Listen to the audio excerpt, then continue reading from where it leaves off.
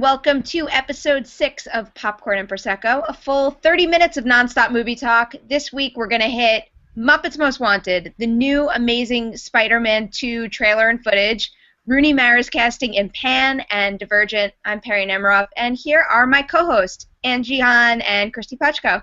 Hello. Hey, everybody. All right, so let's jump into it. Angie, you want to introduce Muppets? Yes. So this week, one of the big releases coming out is Muppets Most Wanted, which is, a sequel to 2011's The Muppets. And this one is a fun European caper. So it picks up right after the last movie ended, with Kermit and the other Muppets deciding that they're going to go on a European tour. But once they're there, it turns out that the manager that convinced them to go there, who is played by Ricky Gervais, has this diabolical plot to help his boss, who is a criminal mastermind that looks exactly like Kermit, switch places with Kermit. So Kermit gets sent to a Siberian gulag that is run by Tina Fey in a really thick Russian accent, while Constantine, his doppelganger, is pretending to be Kermit and hanging out with the Muppets and going on tour with them. So that's basically the plot of the movie. Ty Burrell also has a subplot as a super French Interpol agent who has to team up with Sam the Eagle to try and track down the bad guys. And that was my favorite part of the movie. I would watch an entire franchise. That was just Ty Burrell's character and Sam the Eagle going on fun little adventures. I love that.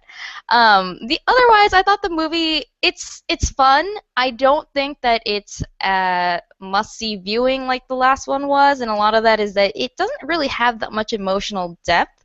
The last one had some really poignant strains to it. It was bittersweet. This one this one just wants to be fun, and there's nothing wrong with that. But it does make the movie feel a little bit more slight. Kristy, what did you think? Yeah, I'd actually second that. I liked it, but I feel like you can't not compare the Muppets with the Muppets Most Wanted, which I keep wanting to call Muppets Again, because one, it was called that early on, and two, there's a song number that's essentially where they're like, Muppets Again, and it's just like, why is it called Muppets Most Wanted? It's exceedingly obvious that was the title until right before they decided to release it. Yeah, it's just, I don't know. It's fun. It is fun. I enjoyed myself. I was going to miss the press screening in New York because I was in Ireland, so I made it a point. It was already open in Ireland, so I went with my husband and saw it in theaters in Ireland, which movie tickets are crazier expensive there, and they charge extra on holidays, so fun Wait, how times. much was your this is totally side note. It was because it was a holiday. My ticket was charge extra on holidays? Yeah, it was like 11.30 pound or euros. So the translation, it's like about as much as it is in New York, but I was surprised because it was like a matinee showing, so it should have been cheaper, but then they charged me more for the matinee showing because anyway. So yeah, sorry Ireland, you guys pay too much for movies because that's how much we pay in New York, and it's a dumb amount of for movies. Anyhow.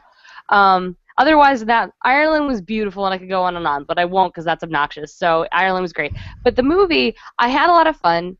I liked the romping adventure of it, but it's not as strong as the first movie. There's not the emotional depth, and I think a large part of that is because the story is so fractured, where in the first movie it was all about getting the Muppets together, but then we also focused on these brothers and this. So there was like a core narrative that kept us going, and in this one we keep being thrown around, where there's the subplot with Kermit in the gulag, and there's a subplot about Sam Eagle and Ty Burrell solving crimes, and there's a subplot about Constantine and Ricky Gervais trying to steal things, and it's so much going on that it's really hard to focus and get involved. And then on top of that, only one of those threads involves a Muppet anybody actually cares about. Yeah, that was one of the things that I liked it, but then afterwards I was like, wait, there weren't actually that many Muppets in it. Kermit has an important plot. Miss Piggy, has important things to do. But, the rest of the Muppets are basically, they have cameos. They're about as important to the narrative as, the human cameos are. Yeah, I was disappointed. It's really strange because it's like they spend a fair amount of time with Walter, who they brought in the first movie, and I don't get what that's about because it's like Walter's fine, but he's not a major character. Miss Piggy gets weirdly sidelined. Gonzo's like an under 5. Fonzie is sidelined. It's like these are the characters we love the most. Why are they getting so pushed to the back? Yeah, meanwhile, the human characters have, I like, say that as I literally have Gonzo behind me. I see Perri giggling. No. That wasn't even, guys. That's just good I'm podcasting. losing my mind because thanks to a Google Hangout quirk, there's like a second you, and it's literally like frozen on you taking a swig of what looks like a big wine bottle. Oh, that's actually me posing with a Ron Swanson mug because I'm classy. No. It's a It's frozen a image bottle. of you drinking your cider. That's amazing. Okay. I'm gonna screen grab it. Oh, it just slipped away. I was gonna screen grab it so we could show everyone. We can edit out this little digression, right? If you want to. It could Whatever. be We'll just move. I'm gonna press ahead either way. It doesn't. But yeah, so Anyway. I liked it, but it takes all these derailments, and it's like I go to see a Muppet movie to watch about the Muppets I like and care about, and I've spent decades paying attention to a particular group of Muppets, and now they want me to give a shit about Constantine, which, like, well, not really that they want you to care about him, but it's like we spend so much time with that character and with Ricky Gervais's character, and it's not like he's one of those cads that you get to love. He's just a cad in this movie. It's not interesting, and like they get a whole song number that I'm like, why is this here? And the song number. Sorry, go ahead. Oh, go ahead. Say about the song numbers. I was gonna say the song numbers aren't nearly as strong as the first movies either. Like they're fun, but like I didn't walk out like singing any of them to myself. Where when I left the Muppets, I wanted to sing Man and Muppet all the time. Like that Man, Am I Man or Am I Muppet's really fun. There's nothing on that level in this one. Like there's nothing in here I think will get nominated for an Oscar basically, which I know sounds crazy, but let's remember it won the Oscar. There's nothing in here that feels. I think that the opening number, the We're Doing a Sequel, is really fun, and it starts out really strong. It's just, it's really knowing and like funny and goofy in the way that you want the Muppets to be. But then the rest of the numbers weren't that. They were okay, and part of the problem is that they give most of the musical numbers to characters that we just met. Mm-hmm. Like the Muppets themselves. You see a few snippets of them performing, but most of them don't get any musical numbers. The musical numbers go to people like Tina Fey and Ricky Gervais. But I wanted to go back to something you were saying about Constantine, about how he's not someone you grow to love. I wouldn't say that I loved him, but I kind of felt like one of the problems with this movie was that I was like, has Kermit always been that much of a drag? Yeah, that they don't even notice? No, but it's just he's always kind of like the more practical one out of the Muppets, but here he was such a wet blanket, and he was like really whiny about people not listening to him, and he was really mean to Miss Piggy, by the way. She wants to get married, which they've been together for decades at this point, I guess. I don't know what it is in the timeline of the show, but he's just like snapping at her and being just like, I don't... Really dismissive of her needs. And I mean, admittedly, she's pushy. She's like, we're getting married. She basically tells him. Which is also confusing in the Muppets chronology, and they don't address that because they did get married in Muppets Take Manhattan, which is another thing. There's like a lot of references to the other movies, and not in a way of like chronology or canon, but just like remember, like they, there's like a cutaway to Rainbow Connection, and there's like allusions to the Great Muppet Caper, which did the heist thing in Europe, and in my opinion did it better. So it feels like a rehash of a lot of their old stuff instead of a fresh new take on them, which is such a disappointment. I mean, even the premise of like, let's take these familiar characters and set them loose on Europe. Like, one, they already did that in the 80s, and two, like, there's nothing about it that feels exceptionally fresh. Like, they go to all these locations, but they don't really do anything that interesting in these settings. Yeah, I'm starting to think that between the Muppets and Muppets Most Wanted, which involved most of the same behind-the-scenes talent, I'm starting to think that is it Bobin, whatever, James Robbins, I guess. And Nicholas Stoller kind of know how to write movies around the Muppets, but not really about the Muppets. Because the last one, if you think about it, wasn't really about the Muppets we know either. It was about Jason Segel and Amy Adams and this new Muppet, Walter. And this one, it's the same thing. Which I feel like if you make another movie, it's going to once again be about a bunch of new characters that they bring in who hang out with the Muppets. Yeah, the first one made sense to me in that they were also trying to introduce the Muppets to generations that didn't know them. So I got that, and it played. The first one, it was about the experience of loving the Muppets and of like seeing the franchise revitalized. So that made sense at least. But in this one, I was like, there's no real need that we need to get to know Tina Fey's prison guard character as well as she does, especially because it turns out that her only real motivating factor is that she's madly in love with Kermit. Which doesn't make any sense. Her arc is super doesn't make any sense, and it also made me think that they really just don't know what to do with female characters other than have them moon over guys. Because it was the same thing that happened in Amy Adams in the Muppets. That's true. I mean, I actually got really annoyed that Piggy's arc is entirely about her fixation on getting married. It felt really, one, we've done that, and two, it just felt like Piggy is such an interesting and fun character. To see her relegated to just that was lame. And even they played up so much about Piggy's engagement ring and in the marketing about her dress that Vivienne Westwood designed. And I got a whole press release on what a big deal that dress was. And I saw the photos. The dress is beautiful. In the movie, it is not treated like this epic thing. When they presented Muppets Take Manhattan, you're shocked. It's so beautiful, and it's such a poignant moment. And in this, it's just a wide shot of her in a dress. It doesn't mean anything. They could have made that such an interesting moment, and they just didn't. And it really missed the mark for me, which is a real disappointment.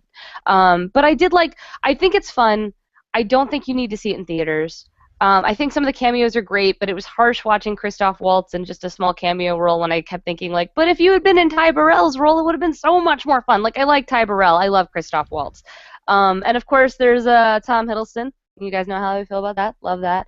But Jermaine Clement might be my favorite cameo. I really liked him as he's Brett's partner from Flight of the Conchords, and James Bobbin directed that show, and he gets to be Prison King in this. So look out for Prison King. I liked Ray Liotta. He was really entertaining to me too. He's underplayed, but he's lovely. Yeah. And Stanley Tucci's in this. I'm gonna stop giving away people. Sorry. Yeah, seriously, spoilers. Sorry.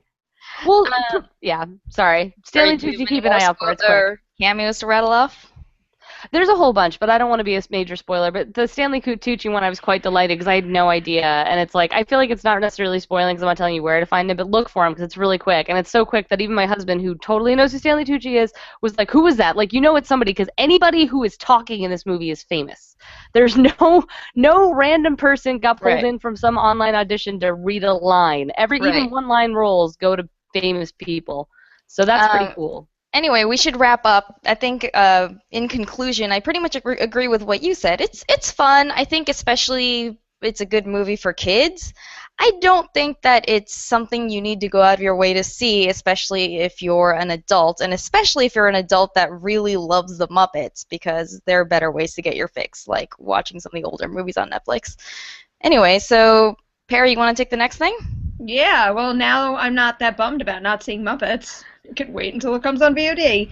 But I did get the chance to see some of The Amazing Spider-Man 2 yesterday. I got to go to a special presentation in New York City where Mark Webb was there, and he introduced 3 pretty big pieces of the film, and they screened them in full, and then he got up there and did a Q&A, but the big thing is the footage. I will warn you, though, if you're the kind of person who doesn't really want to know how certain scenes play out, I'm not going to go into any crazy spoilers, but I want to tell you about the footage I saw to a point, so if you don't want to hear about that, just skip 5 minutes through this piece, and you'll hit the next topic. But we saw 3 pieces, and the first of which was the first 10 minutes of the movie. And the best part about that was that it was basically about a major chunk that was missing from the first Amazing Spider-Man, and it was about the parents. We basically get to see what they were up to a degree and what happened to them. And it's all great, exhilarating, but then there is a big action set piece that takes place on a private plane, and the combat and some of the digital effects that they do, and I mean even some of the practical stuff, at one point, there's fighting on the plane, of course, and when a window breaks, lots of air rushes through the plane, and when you're seeing the fighting in that environment, it's pretty damn incredible. It looks great. The second piece kicked off after... this is somewhat of a spoiler, but not really, because you get a hint of it in the trailer. Gwen Stacy and Peter Parker break up at a point in the movie, and we get a conversation between the two of them. I found this a little weird because they're both like, oh, we're broken up and we're supposed to be friends now, but at the same time, they are so obviously, being playfully romantic that it felt a little like it was a little too much. They very clearly were basically saying to each other, oh, we're going to get back together soon, without actually getting back together. But anyway, the whole point of using that scene was to transition into the next major action set piece, which is the Times Square destruction. And wow, it's pretty damn cool. Electro is a really just cinematic character. You know, the blue lightning, and then his electrovision, which is kind of like I guess I would kind of compare it to an X-ray. Like when you look at an X-ray, but instead of like the bones, he's only seeing the electrical currents that are flowing through everywhere. And it looks really good. It's like just very visually appealing. And then the action that happens with that is great too. And in that scene in particular, there's a lot of slow motion Spider-Man. There's one point where he's to save a whole group of people that are kind of trapped on, you know, the red stairs in Times Square? They're all stuck there, and there's a car hurtling in their direction, and he needs to use his webs to stop the car from squishing them, and you literally see, like, boom, boom, boom, and you follow every single web as it goes along. And it might sound like overkill, but I really liked it because that's the first time we really see that. I mean, how many times have you seen Spider-Man just like slinging webs in every which direction, and you don't really understand, you know, the mechanics of how they really stopped this to save this person? So I appreciated that. And how do you think the action in the new one compares to the action in the old one? I much prefer what I saw in terms of action here versus The Amazing Spider-Man, because in the first film it felt like a little jumbled. It's kind of like we were just getting action for the sake of action, whereas here it's so much more detailed, and we really get to like stop and think, you know, this looks pretty damn cool, or this person's ability is really cool. The first 10 minutes of the movie featured a car chase sequence with Paul Giamatti's character, the Rhino, but like in his human form before he becomes the Rhino. And, I mean, that was pretty much just your standard car chase. The cars drove through New York City, and Spider-Man flied around and landed on top of them. But later on, when we got the material with Electro, that felt different, very different. And I think it was because of how well they built up that character. Even in that short little span of footage we saw, he really had a lot of depth, and you did understand his whole mission with all of this, which is basically that, you know, he wants to be seen. And there's this really, I'm going to not say what I was going to say, but there's a really great turning point in that scene where you actually see Electro's, like, mind change about something. Like, he wants to do something because he sees this. It's just it's a very telling moment when normally we might not have had that, when normally the villain would have just, you know, destroyed because he's the villain and he's supposed to destroy. But then later on, it's also worth noting that in the third scene, that scene had action in it, but it also had a quieter moment with Jamie Foxx and Dane DeHaan, where we actually got to see the two of them like playing these characters versus just Jamie Foxx destroying Manhattan, and the tension between the two of them, and like I guess the chemistry to a degree. They're butting heads a little bit, but it's like really palpable. You feel it. You feel the tension between the two of them. And also, Dane DeHaan looks pretty damn awesome in this role. He is just so unhinged and almost like in a scary respect where he's capable of anything, and he can really just like snap in an instant. And I really liked what he did with that. And then Sorry, I was just going to ask how this footage may have shifted your opinion based on the trailers. 'Cause there's been like a barrage of trailers. I think there's one too many trailers, personally. I think they're overdoing it just a little bit, but I also think that they're very well cut trailers. I like what I've seen in those, and based on what I saw in this screening, I don't think that they're showing too much. I think they're showing snippets of much larger scenes that you're still going to be able to appreciate as though you hadn't seen anything before. I think in context, the moments you've seen in the trailer are really going to get like a lot more life to them. It's good. That's interesting to me because I've seen all the trailers, and like I like the first movie. I actually like their take on Peter Parker and Mary Jane far better than I like the ones from Sam Raimi's movies. And I like those movies, but I don't care about this sequel. Like I just don't have any like fervent desire to see it. So it's interesting to me to hear your passion for it, having seen the actual scenes. So watching the trailers, I'm like, it just looks like a barrage of like, and stunts, and visual effects. And I'm like, okay, I don't know, I'm not getting sucked into it. There's definitely a lot of that. I'd say that if you liked the first Spider-Man, based on what I've seen so far, I think you will probably like The Amazing Spider-Man 2. And if you were underwhelmed by the first film, this one appears to have more potential. This presentation and what I saw made me look forward to it even more than I already had been. Sounds like a best case scenario. Yeah. All right, on to the next one. Kristy, you want to take Pan? Yeah, we're going to move into a news story. So for those who may not have heard, Joe Wright is directing a live-action origin story for Sony about Peter Pan. It's called simply Pan. And a lot of people are really excited about this because Joe Wright has done movies like Atonement and Anna Karenina and Pride and Prejudice. He's really great at making adaptations of beloved books. Then things got tricky because he cast Rooney Mara as Tiger Lily, the quote-unquote Indian princess. We're going to go for, say, Native American from this point on, but in J.M. Barrie's world, she was effectively a fantasy figure like the pirates and da-da-da-da, and you never hear about people saying Native American princess, so just bear with me on that point. But this caused a lot of outrage, and I was writing about it on Cinema Blend. You can read the full article there. It explains about this petition and everything.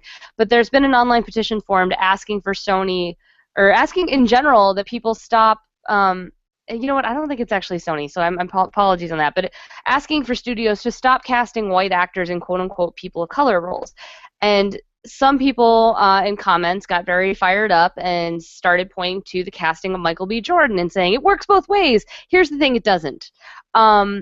It's a matter of a couple of things. First off is representation. If you look at Hollywood movies, most of them are specifically about white males. That's not opinion, that's just fact. Look around, that's just how it happens. Occasionally you have someone that breaks out anyway, despite this kind of this environment of putting forth movies that are specifically about white men. Like, we're seeing an increase in movies about white women, but less so in kind of any other quote-unquote minority. So when someone like Michael B. Jordan gets cast in a role that is presumably written about a white guy, because in the comics Johnny Storm was white, that's not such a big deal because there are still literally millions of roles and millions of movies where white guys are in the protagonist role. Conversely, when you look at people of color, they are far less represented in American theater or American cinema. So when a role that presumably was going to go to a Native American actress, or at least somebody who looks remotely Native American, goes to a girl who is hands down a white girl, that causes upset. That upsets the scales, because the representation that is almost guaranteed to go to people of color is now going to white people who already have the majority of representation. So that's where the outrage comes from, and that's why you can't really call that a double standard, because as much as we might want to believe it, we're not equal yet. It's not that I have an issue with Rooney Mara. I think she's a fantastic actress. I think she's beautiful. I think the problem is more about the context of whitewashing and how it is a recurring problem. So it's not so much about Rooney Mara. It's about this continual idea that, like, white people already get the majority of the roles, and now let's all, like, and they continue to also get roles that are effectively earmarked. Yeah, I mean, I think this is probably an oversimplification, but it's basically the difference between stealing from the rich and giving to the poor, and stealing from the poor and giving to the rich. That's a little, like I said, that's a little oversimplified, but what I'm saying is it's not equal. And one other thing that annoyed me is that when the Rooney Mara casting came out, a lot of reports were like, oh, sources inside the production say that Joe Wright is aiming for a really diverse, multicultural cast, and it was just like, really? Is that why you gave one of the roles that is specifically a character of color to a white girl? Is that why the only other two actors announced at that point were both white men? Like, it just seemed like such... I guess what he was trying to do, or what the press marketing people were trying to do, was to kind of get ahead of it by being like, oh, but we promise we're actually not going to just populate the whole thing with white people. But it came across as just like... almost like I was almost more annoyed that they said that, because I was just like, no, you do not get off the hook for promising that eventually we might see like a black actor in like some other role. Unless you're actually gonna do it, unless you've actually done it, I don't want to hear it right now. Like, you don't get credit for having a diverse cast because you cast 3 white people, including one in a role that is supposed to be for a person of color. And one thing I want to address, because a lot of people on our comments have said things like, she's a great actress, what's the problem? Casting isn't just about talent, and like, we all know that. It's also about being correct for the role in whatever form that might mean. And when you're going to talk about casting a character who is an Indian princess, casting a lily white actress is a problem. I mean, like, people had problems with this when Johnny Depp got cast as Tonto. There's a lot going on with that. It's about representation, and it's about you know, how uneven the scales actually are. And we can pretend all we want that, like, they're equal and everybody's treated the same, but it's not true. And bringing this up doesn't make things worse. It just draws attention to how things are not okay yet. Maybe they're going to change Tiger Lily's origins or something. Yeah, I'm sure that they'll have some explanation for it, but yeah, that's not what I want. I want after all this, I want an official statement. I want, like, a real answer as to why they did this. And, you know, if they have a good enough reason, like she is, you know, talented enough for this specific reason that someone else might not have had, I'm fine with it. But, you know, from our perspective right now, without any context, all we can look at it as, you know, you put a white person in a role that is not meant for a white person, period. Yeah, and, like, I like Joe Wright as a filmmaker, so I'm interested to hear what he has to say about this. I'm not saying, like, boycott the movie or he's the worst. I'm saying like, this does fall into whitewashing, which makes it something that's cringeworthy. Like, we don't know what the results are yet, but I can understand people being reactionary is basically my point on this. Yeah, I think at this point maybe, you know, if he honestly is trying to have a more diverse cast, I think at this point I'm just hoping that, like, every other major character you announce Peter Pan's a white kid. They cast it. Sorry? So, Peter Pan's a white kid. They cast it. Yeah, so anybody who's being like, well, maybe, nope. Also that. Yeah, I mean, I'm sure he'll have some extras that are Asian or Latino or something. 2 lines that are one random lost boy. Yeah. But the mermaids will be Asian or something. You're welcome, world. Yeah, that's not really a good start to what he is saying is going to be an international and diverse cast. That's all I'm saying. #fixing racism. Right. All right, on to the next topic. The big new release of the weekend. I guess actually, I don't know, Muppets is kind of big too, but it looks like Divergent could possibly win based on projections. So Divergent. Most of you probably know the basics, but it takes place in a future version of Chicago where society is divided up into 5 factions based on your core values: abnegation for selflessness, dauntless for bravery, erudite for intelligence, candor for honesty, and amity for peace. And our hero is played by Shailene Woodley. Her name at the beginning of the movie is Beatrice. Eventually that changes to Trish because when everyone turns 16 in the society, they're expected to take an aptitude test. When they take this test, it tells them which faction they are meant to be in or best suited for. And then shortly after that, there's the choosing ceremony where someone gets up on a stage, has to slice their hand open and drip their blood over the faction of their choosing. And that could either adhere to their aptitude test results or they could just follow their gut and leave their families behind and pick what they want.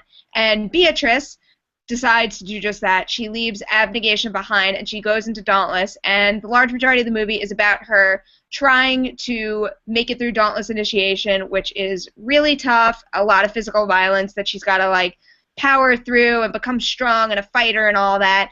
But then there's also a war waging on between 2 of the factions, and there's something brewing in there as well, which I'm not going to spoil, but that's basically the gist of what happens in this movie. And I am a fan of the books.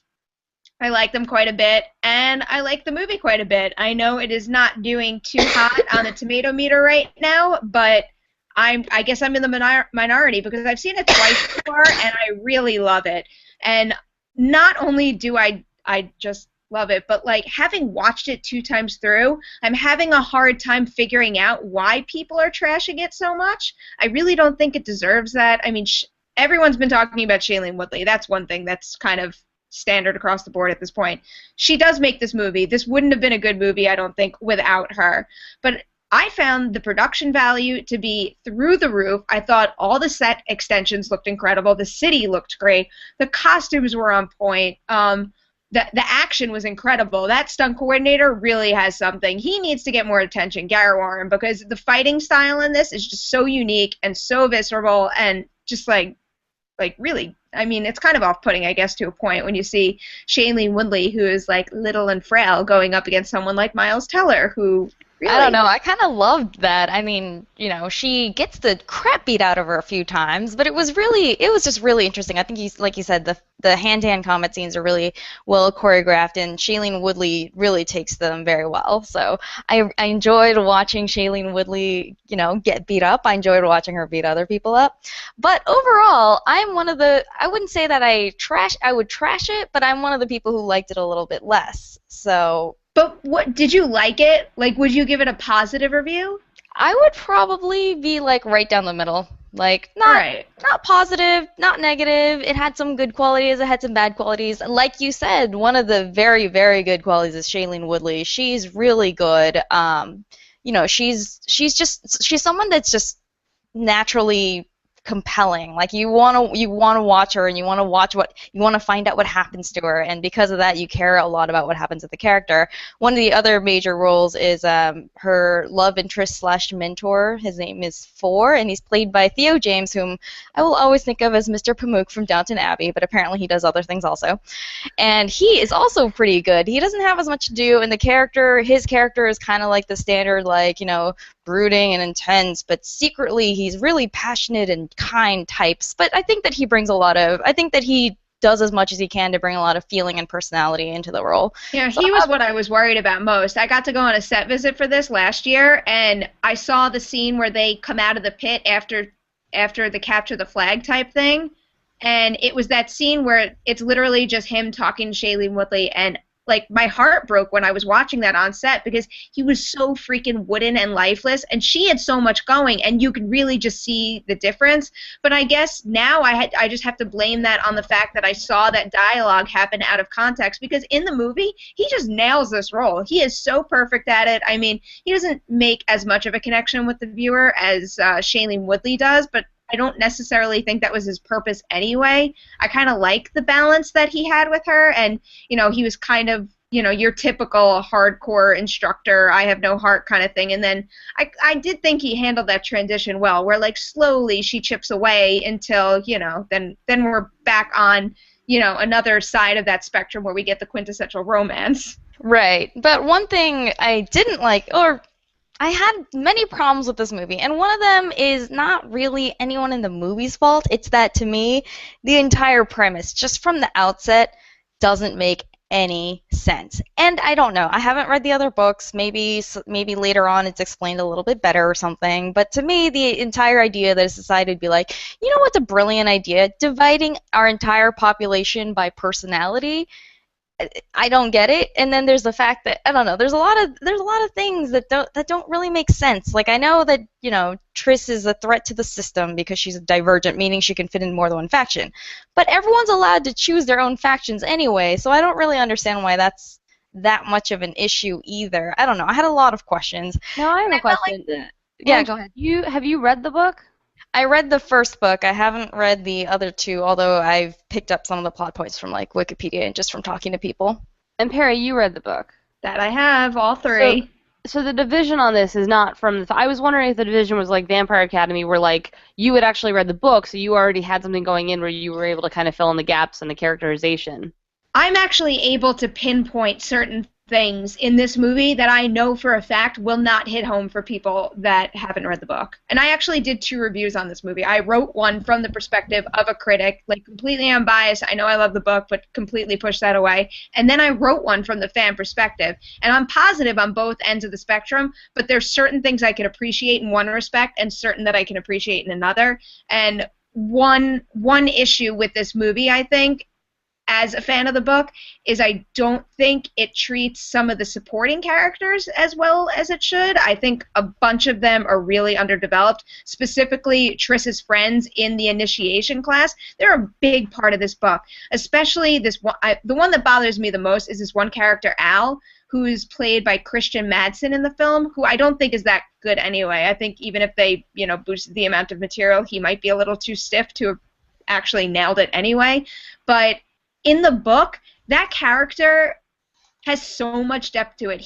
There's so many layers to him. He's got, like, a crush on Triss. He is so apprehensive about hurting people. Like, he went to Dauntless to be able to protect people, not hurt people. And that's something that, like, really messes with his head. And it's like the book explains it all and then has this really big thing happen to him. And the movie has the big thing happen to him, but none of what built up to it before. You know, I don't think you even have to... I don't think you even have to be a huge fan of the books to understand that the supporting characters are shortchanged, because they really just don't get that much to do, to the point where it's just kind of like... It kind of felt like, especially her male friends, because at least Christina, played by Zoe Kravitz, gets, like, an inkling of a personality, but her male friends were practically interchangeable to me, and it kind of just felt like they were there to be like, set decoration. Like, well, we can't just have her sitting by herself, so let's have her sitting next to these people so it looks like she has friends. But I think that the real divide between me and Perri might be that we've both read the book, we both saw the movie, but I think that Perri bought into the core concept a lot better than I did. Like, to me, that's just such a sticking point that I have trouble getting past. And to me, and with the movie specifically, I don't think that they did. Well, no, not with the movie specifically. With both, I don't think that they do a very good job of building up this world. I mean, Perry's right. The production values are there, but it still just looks like kind of generic dystopian, futuristic, sci-fi, post-apocalyptic. Like, to me, it mostly looked like every other, future dystopia sci-fi world that I've seen. As I hadn't gotten a chance to see it, Ireland. Do you hashtag humble brag? Do you think that the film is relying on the audience already being on board with the concept because of the popularity of the books, or do you think that's just a mistake that they didn't even consider? I don't think they're relying on anything at all, because like the trailers have constantly, rehashed the basics over and over, and they do the same exact thing in the movie. They make an attempt at getting you up to speed. It's just that they're also. I don't think they ever satisfactorily explain it for people like me who are like, that sounds like a kind of a dumb idea to begin with. So I don't think, in that respect, I don't think they explain it. But you don't have to know any of this stuff going into the movie. Like, they explain it thoroughly. I think the problem is they're almost too loyal to the book in that they really tried to squeeze everything in, and then everything is just like so incredibly thin most of the way through in terms of like this core concept, and why when I read the book I believed it so much, and I guess that probably carried over into the movie as well. But not that I treat that as a serious thing, but I do buy into it. I have fun with things like that. Like, I love the thought that, like, oh, if I was in this society, what would I be? I like that idea. And, I mean, really, it's kind of like a very exaggerated way of how, like, we live. I mean, people just get attracted to like-minded people. And, I mean, this is an absurd version of that, but I don't know. I get what you're saying, but just, I don't know. There was, like, some practical part of I get what you're saying. Like, in theory, the concept makes sense. I can kind of see the appeal. And it's the same thing. Like, when I read Harry Potter, I'm like, ooh, which house would I be in? And, like, when I watch Game of Thrones, I, like, get excited about rooting for one house or the other. But I don't know. There was just, like, a practical part of my brain that was just, like, sitting there, like, arms crossed, being like, that doesn't make any fucking sense.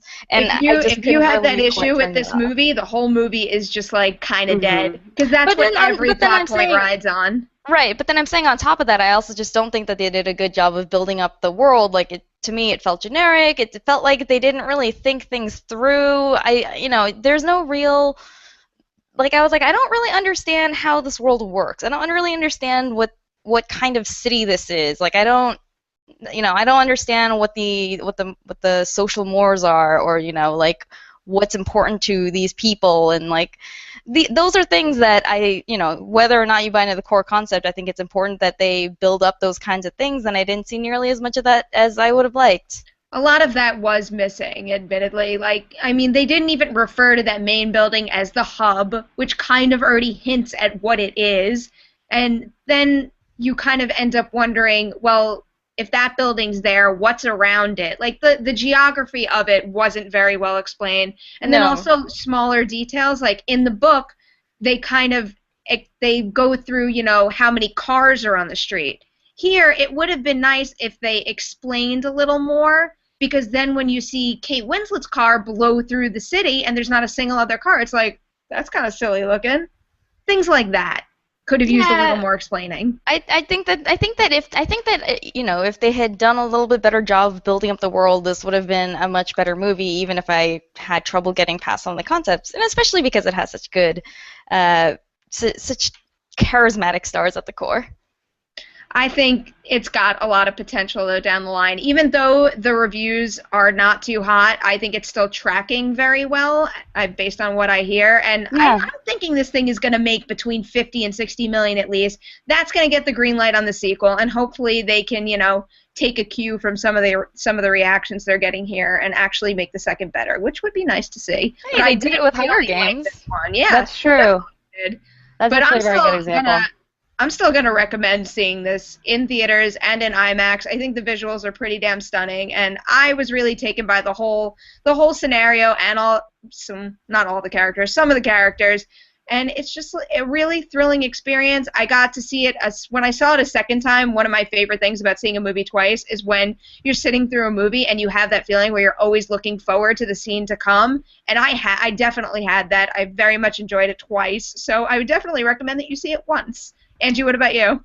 I think that if you saw the trailers and you thought that looks pretty fun, you should watch it. And if you saw the trailers and thought that looks pretty stupid, you shouldn't. Which I know is just like the most simplistic way of doing it, but like I said, I kind of fell like right down the middle on this one. Like I thought it had good quality. The trailers are actually a good indication of the movie. I think it's I think reasonably so. I would agree with that. All right. But yeah, it does have good performances, so that if you are going to watch it, that's one good reason. Two good reasons. I can agree with that. But that is all the time we've got for you guys this week. If you enjoyed the show, you can keep following along at popcornprosecco.com, on Twitter at popcornprosecco, and also subscribe to our YouTube channel, Popcorn Prosecco. And of course, you can catch all three of us all over the web. Angie, where can viewers find you? I write for Slash Film, which is at slashfilm.com, and you can find me on Twitter at AJHan. Kristy? I'm a freelancer writing for Cinema Blend and Pop Crush most often, but if you go to decadentcriminals.com, you'll see my highlights. That's my personal blog, and you can follow me at Kristy Puchko on Twitter, KristyPuchko. And I am at Shocky.com, Movies.com, ComingSoon.net, Collider.com, We Got This Covered, ScreenRant.com, and of course on Twitter, my handle is Nemiroff. Thank you guys so much for watching. We'll see you next week. Have a good weekend, all. Bye.